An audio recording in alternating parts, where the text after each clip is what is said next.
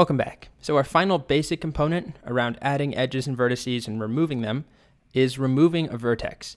So let's say that we're modeling this airline and we used to fly out of Hong Kong a lot, but now something happened. I don't know why, it seems like a place you would never pull out of if you're an airline, but let's just say we were removing it from our map. We don't want to fly to Hong Kong anymore. That means removing all edges and also removing the vertex itself. So it's a little bit more complicated. So we'll write a function called remove vertex, and it accepts a single argument, just the name of the vertex we're trying to remove. It should loop as long as there are any other vertices in the adjacency list for that vertex. So meaning if we have Hong Kong in our adjacency list and there are 10 edges in its list, 10 other cities, we need to loop through that and remove each connection. It's not enough just to delete Hong Kong from the list. We also need to remove all of the edges. Otherwise, we're left with these broken edges. So inside the loop, we'll just use our remove edge function we already defined.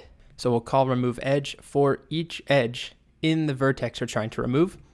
And then lastly, we'll actually delete the key in the adjacency list. So let me show you what that looks like. If this is our initial state, it's a little more complicated.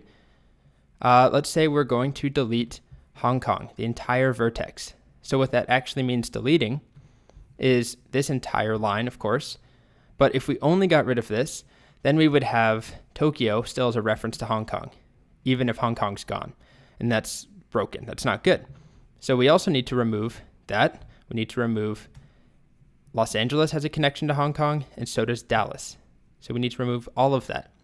So our logic is really take Hong Kong, if that's what we're removing, loop over its array, and for each one, call remove edge, which we already defined, which will delete Tokyo from Hong Kong and remove Hong Kong from Tokyo. Remove edge on Dallas and Hong Kong, and so on.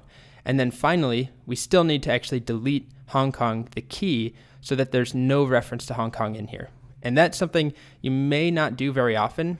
I don't do it very often. Usually, you just leave a key empty or set it to be undefined or something, but let's just remove it entirely from our adjacency list. But in JavaScript, you can do that with just delete and then the thing you're trying to delete. So this is what we would end up with at the end of the day, all trace of Hong Kong gone.